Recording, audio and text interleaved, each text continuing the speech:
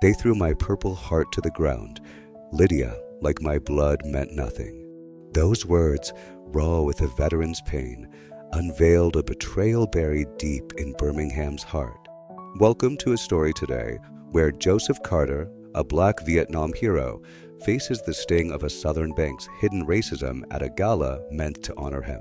In a saga of family wounds, unyielding dignity, and a fight to unearth decades of erased truth, Joseph and his daughter Lydia confront a system that denied Black veterans their due. Will their courage reunite a fractured family and redeem a city's soul? Or will silence win again? From Birmingham's storied streets, this tale stirs the spirit like a gospel hymn, echoing the resilience of kin and community. If you believe in standing tall against injustice, hit that subscribe button and join our storytelling kinfolk. Share your thoughts below. When have you seen Honor Reclaimed? Now, step into Joseph's journey, where a Purple Heart's ring sparks a revolution of truth and love.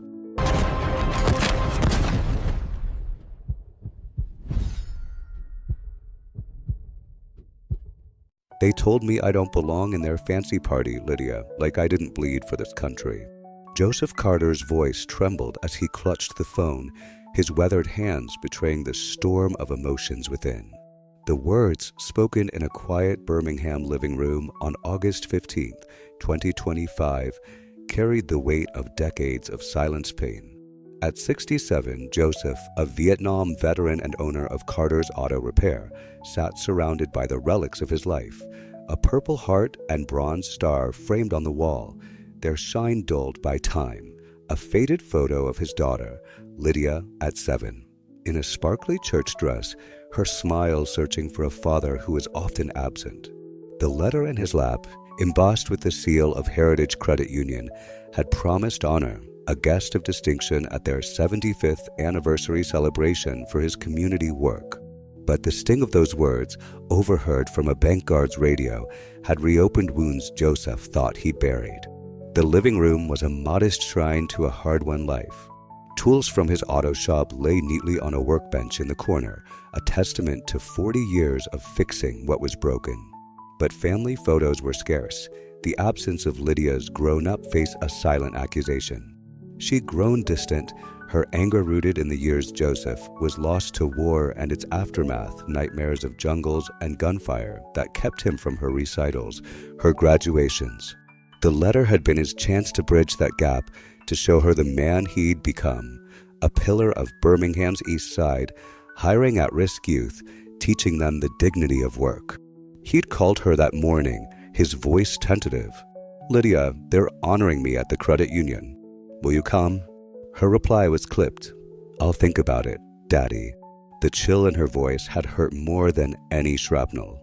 Joseph set the phone down, his gaze drifting to the letter. Heritage Credit Union celebrates 75 years of community, it proclaimed, praising his decades of service. He'd felt a flicker of pride, rare and fragile, imagining Lydia seeing him applauded, her professor's eyes softening with understanding. But doubt gnawed at him. He opened his laptop, the glow casting shadows across his lined face. The credit union's website boasted of its Southern roots, its commitment to all Birmingham. Yet there was no mention of its darker history, how it had denied loans to Black veterans like him in the 1970s, how his own application to start his shop had been rejected despite GI Bill guarantees. Insufficient collateral, they'd said.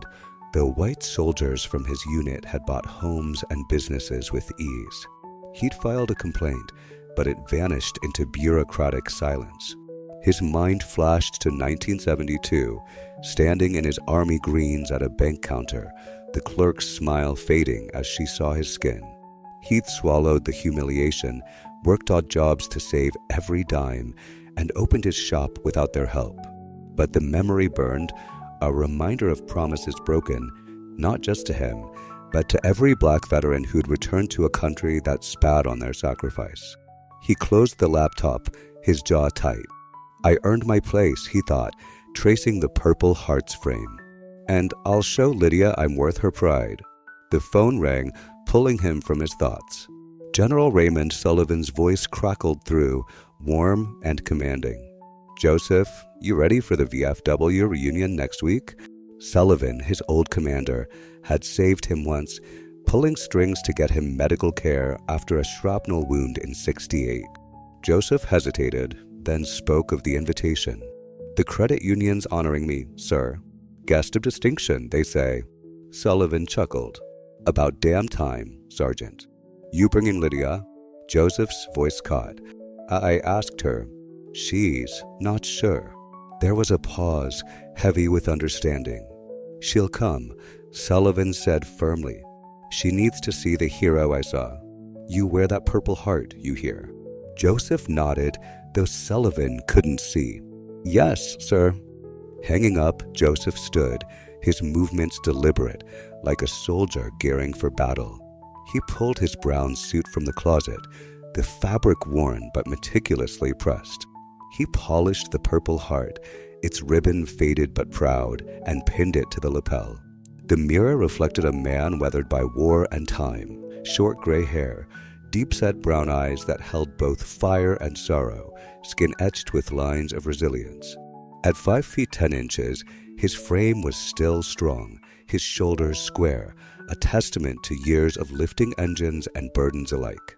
He adjusted the suit, feeling the weight of the metal, a reminder of the 25 men he'd saved under fire, men who later turned away from him in mess halls. For Lydia, he thought, and for me. He drove to his shop, the Birmingham skyline a mix of old brick and new glass. The city had changed since the civil rights marches, but its scars lingered in the East Side's cracked sidewalks and shuttered stores. His shop, Carter's Auto, was a beacon, its sign hand-painted, its bay doors open to kids learning to wrench. He checked his toolbox, his hands steady, then opened the letter again, rereading the promise of honor. Doubt crept in. What if they don't mean it? What if it's just for show? He pushed the thought aside, focusing on Lydia. She was a professor now, teaching at the University of Alabama, her life a world apart from his grease-stained hands. But she was his daughter, his reason to keep going. The next morning, Joseph dressed with care, the suit hugging his frame, the Purple Heart gleaming. He glanced at Lydia's photo, whispering, I'm doing this for you, baby girl. He drove to the credit union, its marble facade looming like a fortress of privilege. The parking lot was filled with polished cars, the crowd a sea of white faces in pastel dresses and tailored suits. He felt their eyes curious, dismissive, as he approached the entrance, the letter in his pocket, his heart pounding with hope and fear. A guard stopped him, his radio crackling. Name? Joseph smiled, polite but firm. Joseph Carter, guest of distinction. The guard's eyes narrowed, scanning a clipboard. No Carter here. You got an official invite. Joseph produced the letter, but the guard shook his head. Needs a seal. Step aside, sir. Joseph's chest tightened, the old wound of rejection reopening.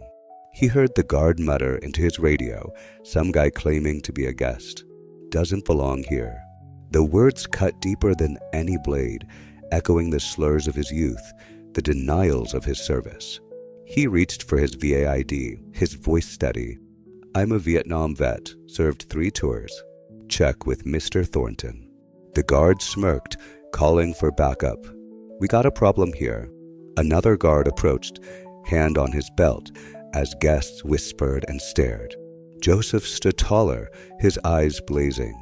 I earned my place, he said, unpinning the Purple Heart. It hit the marble floor with a metallic ring, silencing the lobby. I bled for this country, and I'll be damned if you tell me I don't belong. From the crowd, a voice cried out, Daddy. Lydia Carter pushed through, her face a storm of shock and fury. Her eyes locked on the metal, then her father, and for the first time in years, Joseph saw not anger, but recognition.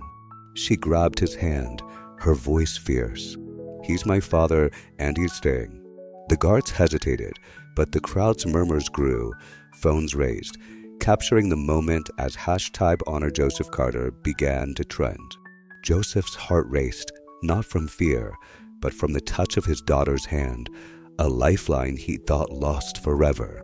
As the guards closed in, a commanding voice boomed across the lobby. "Stand down." General Raymond Sullivan strode forward, his silver hair glinting, his eyes locked on Joseph. The battle for honor had just begun. The Heritage Credit Union's grand lobby in Birmingham, Alabama, gleamed with opulence on August 17, 2025, its polished marble floors reflecting the glow of crystal chandeliers. The 75th anniversary celebration buzzed with the clink of champagne glasses and the hum of well-heeled guests, local business leaders, city council members, and affluent families dressed in the soft hues of southern summer. Joseph Carter, 67, stood at the entrance, his brown suit crisp, the purple heart he'd unpinned moments ago lying at his feet, its metallic ring still echoing in the stunned silence. His daughter, Lydia Carter, gripped his hand, her eyes blazing with a fury that mirrored his own quiet resolve. The crowd's whispers grew louder, phones raised to capture the scene as #HonorJosephCarter flickered across social media feeds. 2 security guards flanked Nathan Brooks, the young credit officer whose smirk had ignited the confrontation, while a third loomed behind, radio crackling with orders. Joseph's chest tightened, the weight of decades of rejection pressing down. He'd faced this before, store clerks trailing him in the 70s, job interviewers dismissing his Vietnam service with a glance at his skin. But today, with Lydia's hand in his, the sting was sharper, cutting through the hope he'd carried into this lobby.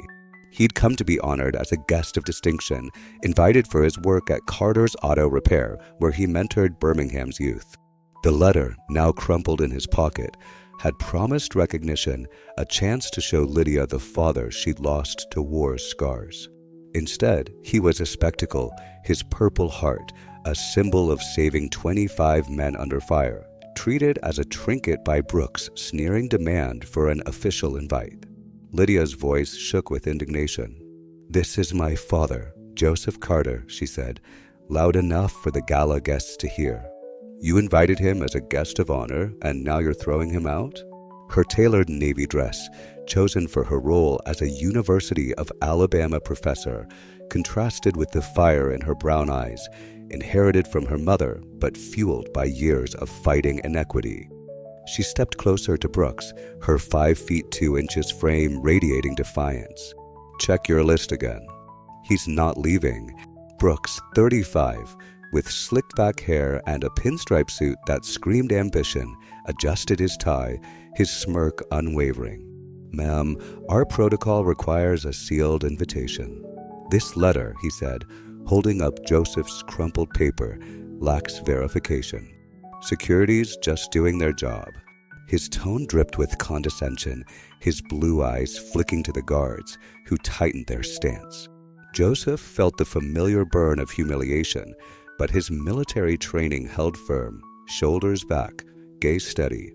He bent slowly, retrieving the purple heart, its ribbon cool against his calloused fingers. "I served 3 tours in Vietnam," he said, his voice low but resonant. "I don't need your paper to prove who I am." The crowd's murmurs swelled, some guests shifting uncomfortably, others filming with a mix of curiosity and disapproval. A white-haired woman in a peach gown whispered to her husband, "Another complaint? They just settled one last year." The words reached Joseph, sparking a memory of Lydia's email months ago, mentioning her struggle against biased tenure reviews at the university. Is this what she's been fighting? He wondered, his heart aching for the battles they'd faced apart. He squeezed Lydia's hand, a silent vow to stand firm, not just for himself, but for her. Margaret Hayes, the branch manager, emerged from the throng, her auburn hair pinned tightly, her emerald green dress accentuating her authoritative air. At 52, she carried the polished demeanor of a woman who'd climbed the ranks in a conservative institution. "What's the issue here?" she asked, addressing Brooks, not Joseph, her tone clipped. Brooks handed her the letter, his voice low but audible. "This gentleman claims to be a guest of honor, but there's no record. No sealed invite." Hayes glanced at the paper, her lips pursing. "Mr. Carter, we value our guests, but security protocols are strict. You'll need to move to the general seating area. Joseph's jaw tightened, the echo of 1972 ringing in his ears. Denied a loan by this same credit union, his GI Bill benefits dismissed as insufficient. He'd built his shop without their help, but the betrayal lingered, now resurfacing in this marble hall. "I was invited by Mr. Thornton himself," he said, producing his VA ID, its edges worn from years of proving his worth. "Check with him. I'm not here to cause trouble." Hayes' eyes flicked to the ID, then back to Brooks, who shrugged. "Anyone can get a card like that," Brooks muttered, loud enough for the crowd to hear. A gasp rippled through the guests, and Lydia's grip on Joseph's hand tightened, her voice rising. "That's a lie, and you know it." Hayes raised a hand, her smile strained. "Let's keep this civil. Mr. Carter, without proper credentials, you'll need to leave the VIP area. We can't verify mid-event." She signaled to the guards, who stepped closer, one reaching for his radio. Joseph stood rooted, his 5 feet 10 inches frame unyielding, the Purple Heart clutched in his fist. "I faced worse than this," he said, his voice cutting through the lobby's hum. "I saved men who looked like you, and I'll be damned if I'm pushed out of a place I was invited to." The words hung heavy, a challenge to the institution's facade of inclusivity. The crowd's attention intensified, phones capturing every angle, #Honor Joseph Carter trending locally. Joseph noticed a black couple near the buffet, their faces tight with recognition, as if they'd felt the same exclusion. Another guest, a white man in a seersucker suit, muttered, "Just follow the rules, man." The double standard stung. Joseph had seen white guests ushered in with a nod, their invitations unchecked. He thought of Lydia, her tenure battles, her fight against systems that demanded she prove herself twice over. This is her fight too, he realized, his resolve hardening. A guard reached for Joseph's arm, but Lydia stepped between them, her voice fierce. "Don't touch him." The guard hesitated, looking to Hayes, who sighed, her composure fraying. "Mr. Carter, you're causing a disturbance. Either move to the general area or we'll escort you out." She spoke to the crowd now, her tone pleading for order. "We want to celebrate our community tonight, not create conflict." Joseph's eyes burned, but his voice remained steady. "This isn't about me disturbing your party. It's about you disturbing my honor." He held up the Purple Heart, its ribbon catching the chandelier's light. "I earned this saving lives, and you treat it like trash.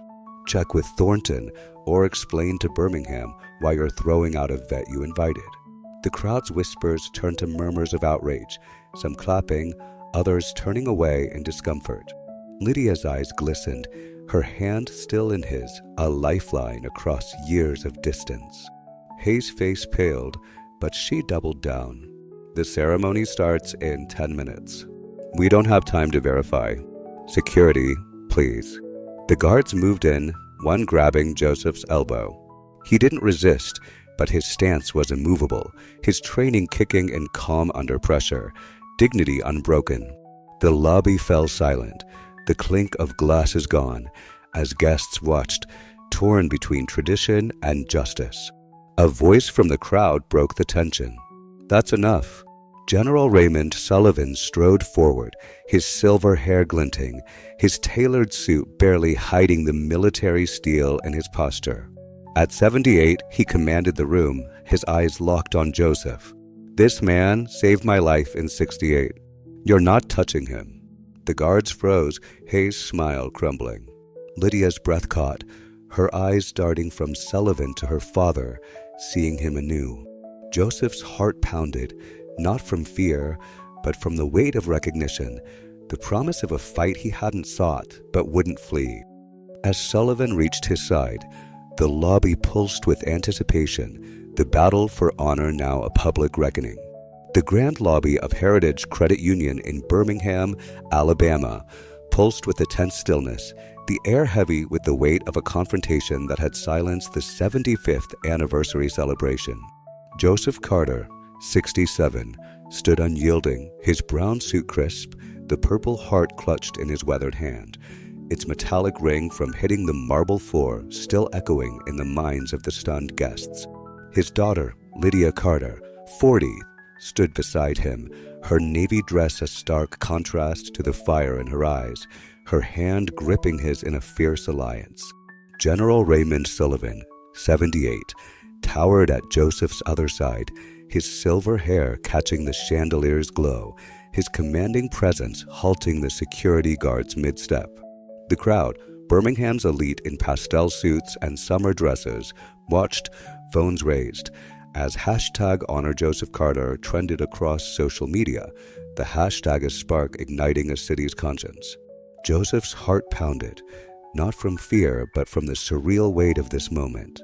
He'd come to be honored as a guest of distinction, invited for his work at Carter's Auto Repair, mentoring Birmingham's youth. Instead, he'd been humiliated by Nathan Brooks, the credit officer who dismissed his Purple Heart, and Margaret Hayes, the branch manager who demanded he leave the VIP area. The guards, poised to escort him out, had frozen under Sullivan's glare, their radios crackling with uncertainty. Joseph felt Lydia's trembling hand, a lifeline across decades of estrangement, and saw in her eyes not just anger, but recognition, a daughter seeing her father as the hero he'd hidden from her. The pain of their distance, rooted in his Vietnam nightmares and absence, softened in that grip, a fragile bridge forming. Lydia's voice cut through the silence, sharp and unwavering. "You invited my father as a guest of honor," she said, addressing Hayes, her professor's poise lending weight to each word. "He's a Vietnam vet who saved 25 men, and you're treating him like a trespasser. Explain that to this crowd." The guests murmured, some nodding, others averting their gaze. A black couple near the entrance exchanged a knowing look, their faces etched with the same indignity Joseph had felt his whole life. Lydia's eyes flicked to Brooks, who shifted uncomfortably, his pinstripe suit suddenly ill-fitting. "You called his ID fake," she said, her voice rising. "You disrespected a hero. Apologize now." Brooks' smirk faltered, but his arrogance held. "Ma'am, protocol requires a sealed invite. We're just following rules." His tone, laced with condescension, drew gasps from the crowd. Hayes stepped forward, her emerald dress swishing, her smile strained. "Miss Carter, let's not disrupt the event. Your father can sit in the general area while we verify." Joseph's jaw tightened, the echo of 1972 ringing in his ears, denied a loan by this credit union, his GI Bill benefits dismissed. He'd built his shop without them, but the betrayal burned anew. "I'm not moving," he said, his voice low but resonant, pinning the Purple Heart back to his lapel. "I earned my place here, and you know it." The guards edged closer, one reaching for his cuffs, but Sullivan's voice boomed, a general's command. "You touch him, and you'll answer to every vet in Alabama." He produced a faded photo from his wallet, Joseph, young and bloodied, carrying a wounded soldier in '68. "This man saved my platoon during an ambush near Da Nang. He's more honorable than anyone in this room." The crowd's murmurs turned to awe, phones capturing the image, the hashtag surging. Joseph's chest swelled, gratitude mixing with the pain of memories he'd buried, men he'd saved who later shunned him in mess halls, their gratitude erased by his skin. From the crowd, a young voice broke through. "That's not right." Tamika Lewis, 28, a credit union teller, stepped forward, her uniform neat but her hands trembling. Her dark eyes, framed by braided hair, shone with resolve. "My daddy was an Iraq vet," she said, addressing Hayes. "This bank questioned his service too, denied him a loan for his barbershop. Y'all do this to black vets all the time." The crowd gasped, the accusation landing like a thunderclap. Hayes' face paled, but Brooks scoffed. "That's irrelevant. Rules are rules." Tamika's voice grew steadier. "Rules that only seem to apply to folks who look like us." Lydia seized the moment, her voice fierce. "This isn't just about my father. It's about a system that dishonors black veterans while pretending to celebrate community." She turned to Joseph, her eyes softening. "I'm sorry, Daddy. I didn't know what you'd been through." Joseph's throat tightened, his hand squeezing hers. "I didn't want you to carry my pain, Lydia. Just wanted you to shine."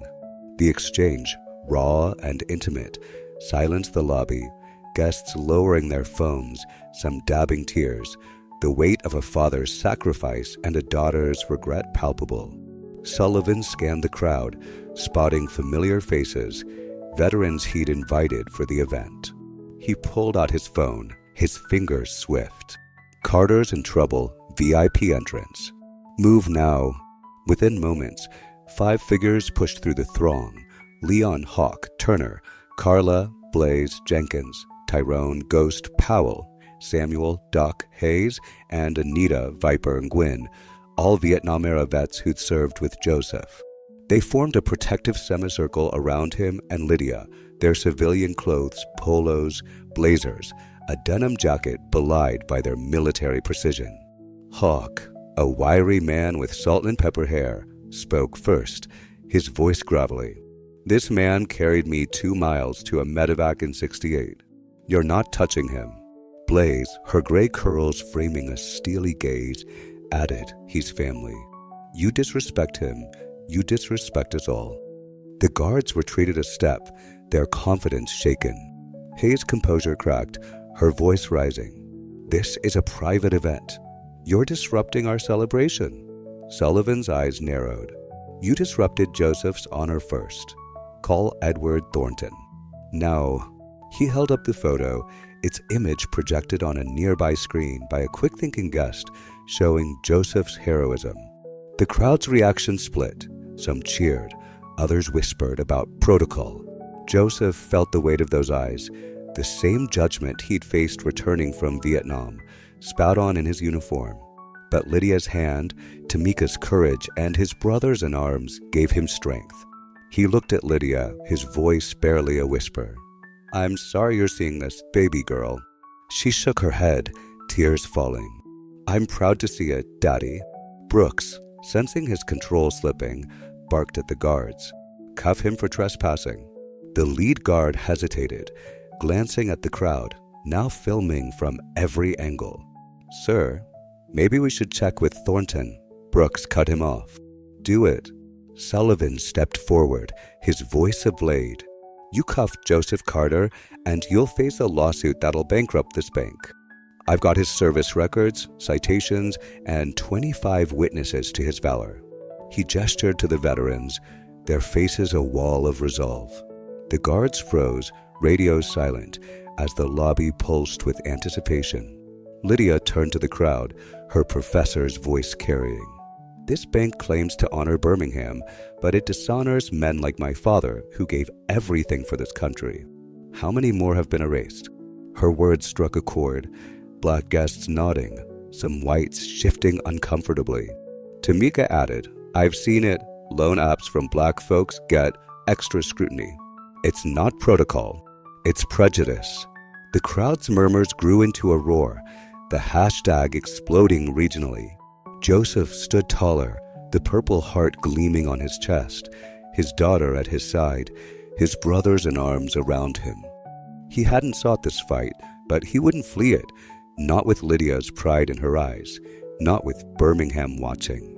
As Hayes reached for her phone, her face grim, the lobby held its breath, the battle for honor now a reckoning that would shake the city's foundations.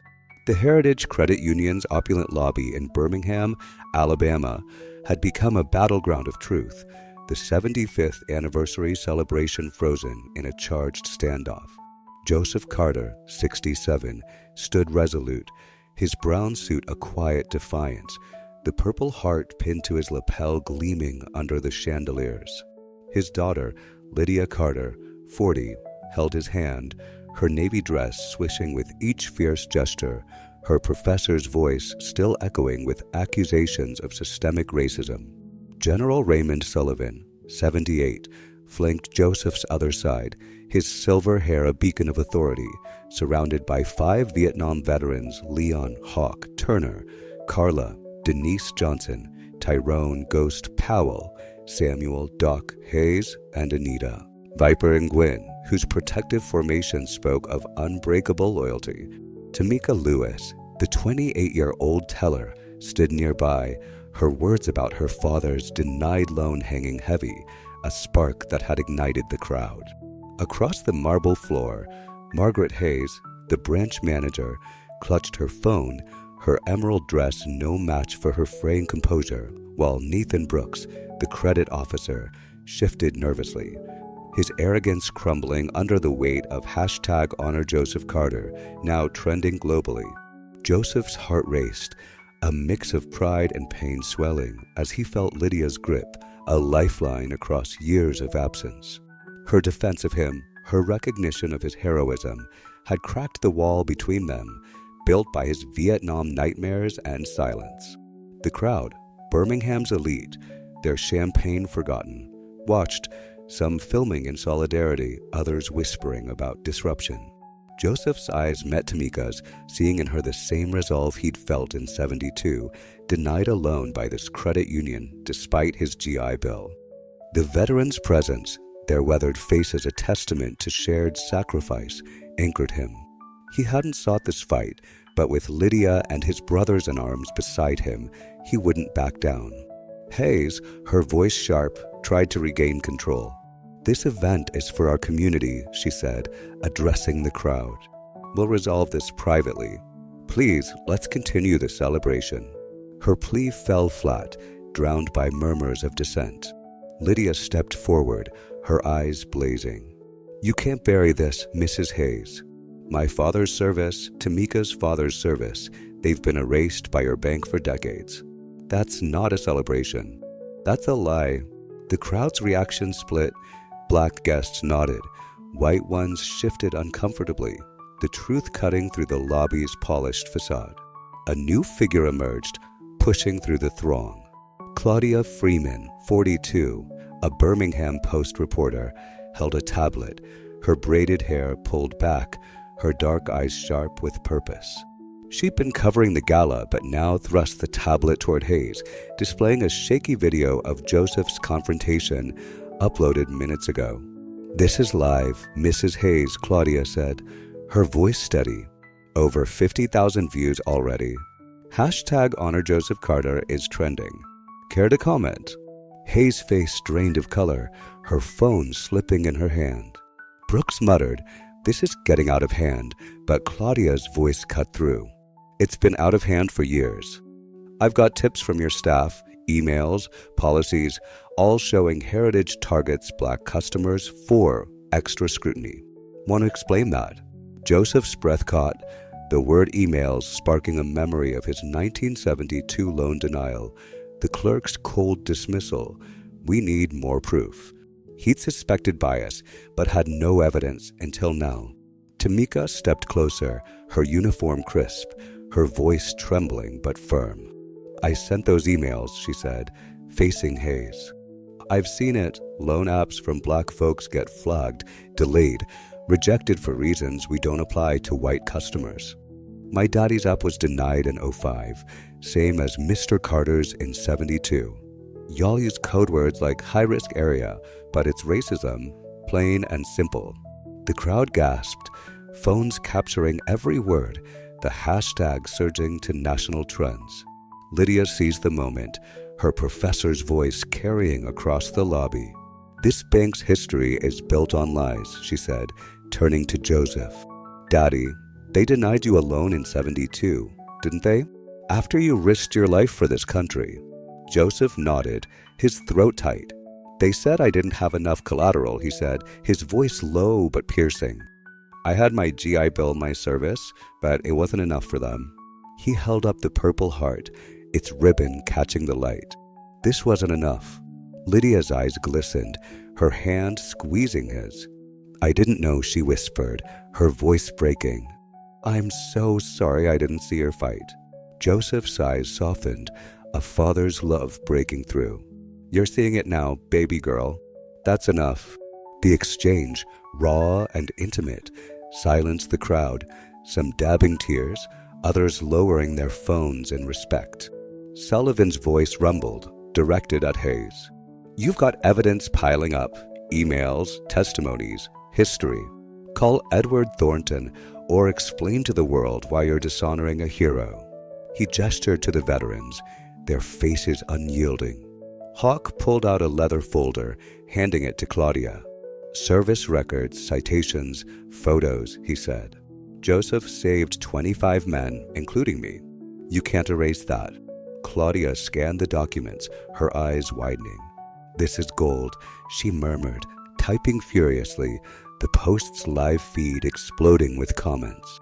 Outside, a murmur grew. Dozens of veterans, alerted by social media, gathered on the sidewalk, their VFW caps and faded jackets a silent rebuke. They formed a line, their weathered faces reflecting Joseph's struggle, their presence a nod to Birmingham's civil rights marches. Inside, the crowd's energy shifted, black guests stepping forward, some clapping, others shouting, "Let him stay." A white businessman in a seersucker suit muttered, "They're ruining the event," but was drowned out by cheers. Joseph felt the weight of history, his fight no longer solitary but collective, a reckoning for every black vet denied their due. Hayes, cornered, dialed Thornton, her voice low but urgent. "Mr. Thornton, we have a situation." Brooks, sensing defeat, tried to deflect. "This is about protocol, not race," he said, but Tamika cut him off. "I've processed loans for white vets with less paperwork than Mr. Carter's ID. Don't lie." The crowd roared, the veterans tightening their formation, their eyes locked on Hayes. Sullivan held up the photo of Joseph's heroism, now projected on every screen in the lobby, its image a silent accusation. "You've got one chance to make this right," he said, his voice a general's command. "Verify with Thornton, or Birmingham will never forget this day." Joseph looked at Lydia, pride swelling despite the chaos. Her fight, her voice, echoed his own resilience, a legacy he hadn't seen until now. "You're my hero, Daddy," she whispered, tears falling. He squeezed her hand, his voice steady. "And you're mine." The lobby pulsed with energy, the crowd's cheers a chorus of defiance, the veterans' line outside a wall of solidarity. As Hayes awaited Thornton's response, her face grim, Claudia's tablet pinged with new tips, internal memos, decades of data, all pointing to Heritage's hidden truth. The reckoning had begun, and Joseph Carter, once silenced, now stood at its heart, his daughter by his side, his honor a beacon for a city ready to rise. The grand foyer of Heritage Credit Union in Birmingham, Alabama, had become a crucible of reckoning, its marble floors and crystal chandeliers no longer symbols of prestige, but a stage for truth on August 17th, 2025. Joseph Carter, 67, stood at the heart of the storm, his brown suit worn but proud, the purple heart pinned to his lapel a blazing testament to his sacrifice. His daughter, Lydia Carter, 40, clung to his hand, her navy dress swaying with each defiant gesture, her eyes a mix of pride and pain as she faced the crowd. General Raymond Sullivan, 78, stood beside them, his silver hair catching the light, flanked by 5 Vietnam veterans, Leon Hawk Turner, Carla Blaze Johnson, Tyrone Ghost Powell, Samuel Doc Hayes, and Anita Viper Nguyen, whose protective formation radiated unbreakable loyalty. Tamika Lewis, the 28-year-old teller, trembled with courage after exposing the bank's discriminatory emails, while Claudia Freeman, the Birmingham Post reporter, held her tablet aloft, its live feed amplifying #Honor Joseph Carter to millions. Outside, dozens of veterans lined the sidewalk, their VFW caps a silent rebuke to the institution's betrayal. Margaret Hayes, the branch manager, stood frozen, her emerald dress no shield against the crowd's rising fury, as Nathan Brooks, the credit officer, shrank behind her, his arrogance shattered. Joseph's heart thundered, a torrent of emotions crashing through him, pride in Lydia's fierce defense, gratitude for Sullivan's unwavering support, and a raw, aching pain from decades of erased honor. The touch of Lydia's hand, warm and steady, anchored him, a bridge across years of absence when his Vietnam nightmares had kept him from her. Her words, "I'm proud to see it," Daddy, still echoed, a balm to the wounds of their estrangement. He glanced at her, seeing not just his daughter, but a warrior, her professor's voice cutting through the bank's lies like a blade. The veteran's presence, their weathered faces mirroring his own struggles, filled him with a quiet strength. Tamika's courage, Claudia's relentless pursuit of truth, and the crowd's growing solidarity stirred a hope he hadn't felt since '68, when he'd carried men to safety under fire. But the weight of Hayes' dismissal, Brooks' sneer, and the bank's hidden history pressed down, a reminder of the fight still ahead. Lydia's voice rose, her eyes locked on Hayes. "You've seen the emails, the records," she said, her tone a mix of fury and resolve. "This bank has denied Black veterans like my father for decades. You can't hide anymore." Her words struck Joseph like a current, pride swelling as he saw her carry his fight forward. He squeezed her hand, his voice low but fierce. "You're making them hear us, baby girl." Lydia's eyes glistened, a tear escaping as she whispered, "I should have heard you sooner, Daddy." The exchange, raw and intimate, hushed the crowd, some guests lowering their phones, others dabbing tears. The father-daughter bond a piercing light in the lobby's tension. Claudia stepped forward, her tablet displaying a new email, its subject line chilling, "Minority Applicant Protocols." "This just came in," she said, her voice steady but urgent. "It's from 1980, instructing loan officers to flag Black applicants for additional risk assessment. It's why Mr. Carter was denied in '72. Joseph's breath caught, the memory of that rejection. Standing in his army greens, the clerk's cold, insufficient collateral flooding back. He'd buried the pain, built his shop with sweat and grit, but now it roared to life, a wound unhealed. "They took my chance to start right," he said, his voice breaking, "and they're still taking it from others." Tamika nodded, her eyes wet. "My daddy lost his dream because of those rules. I won't let it happen again." The crowd's murmurs turned to shouts, Black guests stepping closer, their faces etched with shared pain. A white woman in a peach gown whispered, "This can't be true," but was drowned by cheers of "justice now." Outside, the veterans' line grew, their silent protest a nod to Birmingham's civil rights marches, a city scarred but resilient. Sullivan's voice boomed, directed at Hayes. "You've got evidence, witnesses, and a city watching. Call Edward Thornton, or this bank's legacy ends tonight." He gestured to the veterans, their formation a wall of honor, Hawk holding up Joseph's service record, its citations a silent rebuke. Hayes, her composure shattered, stammered into her phone. "Mr. Thornton, it's urgent. Please come down." Brooks, sensing defeat, tried to deflect. "This is about one misunderstanding, not some conspiracy," he said, but Tamika cut him off, her voice fierce. "I've processed loans for white vets with half the paperwork you demanded from Mr. Carter. It's no misunderstanding. It's policy." The crowd roared, phones capturing every word, the hashtag now a national firestorm. Joseph's heart swelled, Tamika's courage mirroring his own in '68, when he defied orders to save his platoon. He looked at Lydia, her eyes shining with pride, and felt their bond deepen, a father's sacrifice finally seen. A hush fell as Edward Thornton, 62, the credit union's president, entered the lobby, his tailored gray suit and silver hair exuding old money confidence. His blue eyes scanned the scene, settling on Joseph with a practiced smile that didn't reach them. "What's the issue here?" he asked, addressing Hayes, not Joseph, his tone smooth but guarded. Hayes handed him Claudia's tablet, her voice low. "There's a situation with Mr. Carter's invitation, and allegations about our policies." Thornton's smile tightened as he scrolled, the email's damning words flashing across his face. He turned to Joseph, his voice conciliatory. "Mr. Carter, we're honored to have you. Perhaps a VIP seat can resolve this."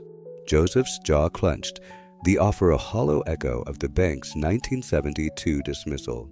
He felt Lydia's hand tighten, her voice rising. A seat won't erase 50 years of discrimination, Mr. Thornton. My father deserves justice, not a token. Thornton's smile faltered, his eyes flicking to the crowd, now filming from every angle. Sullivan stepped forward, his voice a general's command. Mr. Thornton, your bank's emails, records, and history prove you've targeted black veterans. Joseph demands 3 things: public acknowledgement of your discrimination, a transparent review of all complaints from the past 20 years, and an independent oversight committee with binding authority to reform your practices. Joseph's heart pounded, Sullivan's words articulating the justice he never dared demand. He looked at Lydia, her nod urging him on. That's what I want, he said, his voice steady but raw. Not for me, but for my daughter, for Tamika's father, for every vet you've erased. The crowd erupted, black guests cheering, some whites clapping hesitantly, the veterans outside raising fists in solidarity. Lydia added, her voice precise, and you'll publish a timeline for implementation within 30 days, or Birmingham will hold you accountable. Her words, honed by years of teaching sociology, landed like a verdict, the crowd's roar shaking the lobby. Thornton's face paled, his hands trembling as he clutched the tablet. He glanced at Hayes, who shook her head, then at Brooks, who looked away. Claudia's voice cut through, her tablet pinging with a new tip. Mr. Thornton, I've got data from 1970 to 2020. Black applicants were rejected at 5 times the rate of white ones, even with identical qualifications. Care to comment? Thornton's smile vanished, his voice strained. We'll review these allegations internally, Sullivan interrupted, his tone icy. Internally? You've buried this for decades. Do it publicly or face a lawsuit that'll end this bank. The veterans tightened their formation, Hawk holding up a second photo, Joseph receiving his Purple Heart in '68, Sullivan pinning it on. The image flashed on every screen, a silent accusation. Outside, the veterans' line swelled, joined by community members, their signs reading Honor Joseph Carter and End Bank Bias. The crowd inside chanted, Justice now! Joseph's eyes met Lydia's, pride and pain colliding. I never wanted you to see me fight like this, he whispered, his voice breaking. Lydia's tears fell, her voice fierce. I'm glad I'm here, Daddy. You're not alone anymore. The words cracked something in Joseph, a father's longing for his daughter's love, now answered in this crucible of truth. Thornton, cornered, retreated to a corner, huddling with advisors, their faces grim. Claudia approached Joseph, her voice soft but urgent. I got a tip about Thornton, she said, glancing at Lydia. His grandson, biracial, was bullied at school last month, called names, excluded. Thornton's been struggling with it, but he's kept it quiet. Joseph's breath caught, the revelation stirring a complex empathy. He thought of his own grandson, Malik, facing slurs at school and the pain he buried to protect him. He's feeling what we've felt, Joseph murmured, his voice heavy. But that doesn't excuse this. Thornton returned, his face ashen, his voice barely audible. Mr. Carter, I apologize for today's misunderstanding. We'll consider your terms. Lydia cut him off, her voice unyielding. No more misunderstandings, Mr. Thornton. You'll acknowledge your bank's racism, review complaints transparently, and create that committee publicly now. The crowd roared, the veterans' fists raised, Tamika's eyes shining with hope. Thornton's shoulders slumped, his gaze distant, as if seeing his grandson's pain in Joseph's face. I'll do it, he said, his voice breaking. I'll acknowledge it. For my grandson, for you, for Birmingham. The lobby erupted, cheers shaking the chandeliers, phones capturing the historic moment. Joseph's heart soared, pride in Lydia, gratitude for Sullivan, and hope for Malik overwhelming him. He hugged Lydia, her tears soaking his suit, their bond sealed in this fight. The veterans saluted, their formation a monument to honor restored, as Birmingham's heart beat with the promise of change. The Heritage Credit Union's grand foyer in Birmingham, Alabama, vibrated with the aftershocks of a historic reckoning, its marble floors and chandeliers bearing witness to a moment that had shattered decades of silence. On August 17, 2025, Joseph Carter, 67, stood at the heart of the transformed gala, his brown suit a quiet testament to his resilience, the Purple Heart pinned to his lapel gleaming like a beacon of reclaimed honor. His daughter, Lydia Carter, 40, held his hand, her navy dress swaying gently, her tear-streaked face radiant with pride and relief. General Raymond Sullivan, 78, stood beside them, his silver hair catching the light, his eyes softened by the victory unfolding. The 5 Vietnam veterans, Leon Hawk Turner, Carla Blaze Johnson, Tyrone Ghost Powell, Samuel Duck Hayes, and Anita Viper Nguyen, maintained their protective formation, their weathered faces glowing with triumph. Tamika Lewis, the 28-year-old teller, stood nearby, her uniform crisp, her eyes shining with hope after exposing the bank's discriminatory practices. Claudia Freeman, the Birmingham Post reporter, clutched her tablet, its live feed amplifying #Honor Joseph Carter to millions, a hashtag now synonymous with justice. Outside, the line of veterans stretched down the sidewalk, their VFW caps a silent salute to Birmingham's awakening. Joseph's heart swelled, a torrent of emotions, pride, gratitude, and a quiet healing washing over him. The touch of Lydia's hand, warm and unwavering, was a lifeline across years of estrangement. Her words from moments ago, "I'm glad I'm here, Daddy," a balm to the wounds of his Vietnam nightmares and absence. He glanced at her, seeing not just his daughter, but a partner in this fight, her professor's voice having pierced the bank's facade of inclusivity. The veterans' presence, their loyalty forged in jungles and reaffirmed in this lobby, filled him with a strength he'd thought lost. Tamika's courage, Claudia's truth, and the crowd's solidarity stirred a hope he hadn't felt since '68, when he'd carried 25 men to safety under fire. Edward Thornton's admission, minutes ago, that Heritage Credit Union had systematically discriminated against Black veterans, had cracked open a vault of pain, but also a door to justice. For Joseph, it wasn't just about today, it was about Lydia, his grandson Malik, and every vet who'd been erased.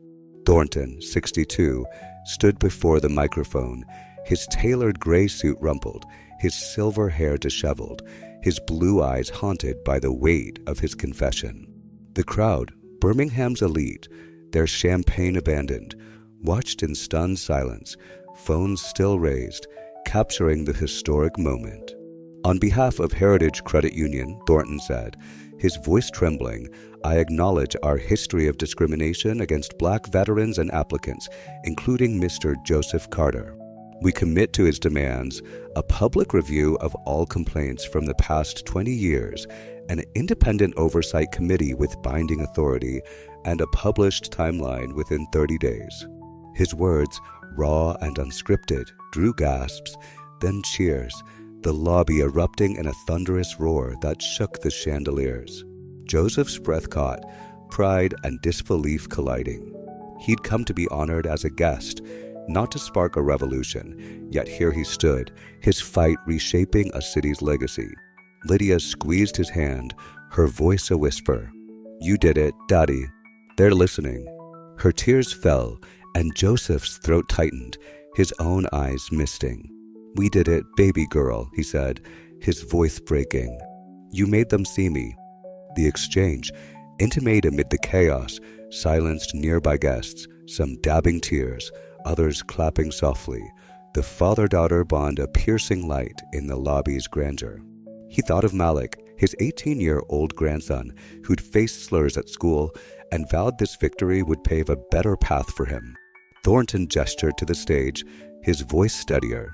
"Mr. Carter, Miss Carter, we'd be honored if you'd join us on the platform for the ceremony." His eyes, red-rimmed, met Joseph's, a silent plea for reconciliation. Joseph hesitated. The memory of 1972, denied a loan, his GI Bill dismissed, flashing through his mind. He looked at Lydia, her nod urging him forward. "This is your moment. Daddy," she said, her voice fierce with love. "Show them who you are." Joseph's heart swelled. A father's longing answered. "Then we go together," he said, and they stepped forward, hand in hand, the veterans trailing behind like an honor guard. The crowd parted, black guests cheering, white ones clapping hesitantly as Joseph and Lydia ascended the stage. Sullivan followed, his presence a quiet strength, while Tamika and Claudia joined, their courage now part of this victory. Margaret Hayes stood aside, her emerald dress dulled by shame, her eyes avoiding Joseph's. Nathan Brooks had slipped into the shadows, his arrogance broken. Outside, the veterans raised fists, their line a nod to Birmingham's civil rights marches, a city scarred but rising. The ceremony resumed, but it was transformed, the gala's scripted pageantry replaced by a raw, electric energy. The band played a soulful rendition of Sweet Home Alabama, its notes infused with triumph, as the crowd settled, their faces reflecting awe and introspection. Joseph stood at the platform's edge, his eyes scanning the lobby, black families nodding in solidarity, white guests grappling with truth, veterans outside saluting through the glass. He thought of 1968, dragging wounded men through gunfire, their gratitude later erased by prejudice. Today, his honor was reclaimed, not just for him, but for Lydia, for Malik, for every vet denied their due. Lydia leaned close, her voice a whisper. "I didn't know how strong you were," she said, her tears falling. Joseph's heart ached, his voice soft. "I didn't know you'd fight like this for me." Their embrace, tight and unyielding, drew a collective gasp, the crowd rising in applause, a thunderous affirmation of their bond. Thornton approached the microphone, his voice heavy with resolve. "Before we continue, I invite Mr. Joseph Carter to address our guests." The invitation, unprecedented, drew murmurs of surprise. Joseph hesitated, his hands trembling, the weight of speaking for a city, a generation, pressing down. Sullivan's hand on his shoulder steadied him, a general's nod of trust. Lydia's eyes, shining with pride, gave him courage. He stepped to the podium, his 5 feet 10 inches frame commanding the room, his brown eyes deep with pain and hope. The lobby fell silent, phones lowered, as Birmingham held its breath. "My name is Joseph Carter," he began, his voice low but resonant, each word carved from decades of silence. "I came here tonight to be honored for my work, but I stand here for every black veteran this bank erased." His voice trembled, the memory of 1972, denied a loan, his GI Bill dismissed, surfacing. "I served 3 tours in Vietnam, saved 25 men, earned this Purple Heart. But when I came home, Birmingham told me it wasn't enough. This bank told me I wasn't enough." He paused, his eyes finding Lydia's, her tears mirroring his own. "My daughter, Lydia, taught me tonight that we don't fight alone. She, Tamika, General Sullivan, these veterans, they showed me Birmingham can change if we speak truth." The crowd leaned forward, some sobbing, others nodding, the weight of his words a call to conscience. "I don't want a seat at your table," Joseph continued, his voice rising. "I want justice for my daughter, for my grandson Malik, for every vet you've denied. Heritage Credit Union must own its past, review its wrongs, and build a future where no one's honor is questioned because of their skin." He held up the Purple Heart, its ribbon catching the light. "This isn't just mine. It's ours. And we won't let you bury it again." The lobby erupted, cheers shaking the walls, veterans outside pounding the glass, the band striking up a triumphant chord. Lydia hugged him, her sobs muffled against his suit, their bond sealed in this moment. "I love you, Daddy," she whispered, her voice raw. Joseph's tears fell, his voice a whisper. "I love you too, baby girl." The crowd rose, Their ovation a promise of change, black and white guests united in a rare moment of shared humanity. Sullivan saluted, his eyes wet, the veterans joining in a formal military tribute, their formation a monument to honor restored. Tamika wiped tears, her courage now a legacy, while Claudia typed furiously, her post-feed a beacon of truth. Thornton announced a new initiative, the Carter Scholarship for Black Veterans' Descendants, a first step toward atonement. The ceremony concluded with the veterans joining Joseph on stage, their salute to the crowd transforming the gala into a celebration of justice. Lydia stood beside her father, her hand in his, her heart full. Joseph looked out, seeing Malik's future in the faces of young guests, and knew this fight was for them. As the crowd dispersed, he and Lydia lingered, the Purple Heart heavy in his pocket, their bond unbreakable. Outside, the veterans embraced him, Hawk's voice gruff. "You did us proud, brother." Sullivan clapped his shoulder, his voice warm. "Never doubted you, Sergeant." Joseph smiled, a rare lightness in his chest. "Couldn't have done it without y'all." Lydia hugged Tamika, her voice sincere. "Thank you for speaking up." Claudia approached, her tablet off, her eyes soft. "This is just the start, Mr. Carter." Joseph nodded, his voice steady. "Then let's keep going." As they stepped into the Birmingham night, the city's skyline glowed, its scars softened by hope. Joseph and Lydia walked hand in hand, their fight now a shared legacy, a promise to Malik and beyond. The battle wasn't over, but tonight, honor was restored, and Birmingham's heart beat stronger for it.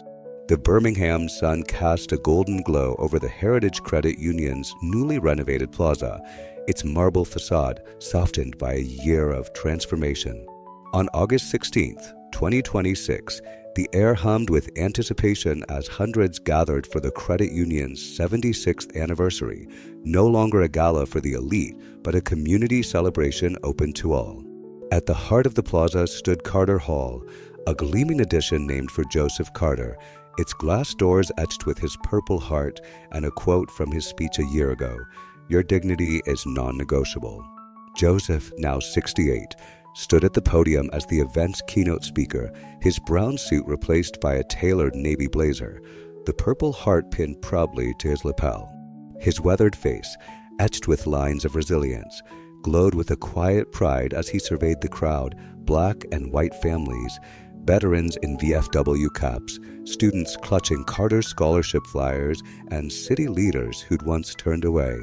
Beside him sat Lydia Carter, 41, her navy dress swapped for a vibrant crimson one, her eyes shining with love as she watched her father. Malik Carter, 19, now a freshman at the University of Alabama studying law, stood nearby, his lanky frame buzzing with energy, his phone quiet after a year of amplifying #Honor Joseph Carter. General Raymond Sullivan, 79, sat in the front row, his silver hair catching the light, his cane a reminder of last year's heart scare, but his smile undimmed. The Vietnam veterans Leon Hawk Turner, Carla Blaze Johnson, Tyrone Ghost Powell, Samuel Doc Hayes, and Anita Viper Nguyen flanked the stage, their presence a living monument to loyalty.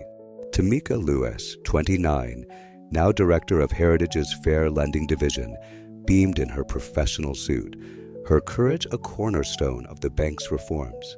Claudia Freeman, the Birmingham Post reporter, stood among the press, her tablet off, her eyes soft with pride. Joseph's heart swelled, a tide of gratitude and healing washing over him. A year ago, he'd stood in this lobby, humiliated, his Purple Heart dismissed, his honor questioned. Today, he was a catalyst for change, his fight reshaping Birmingham's soul.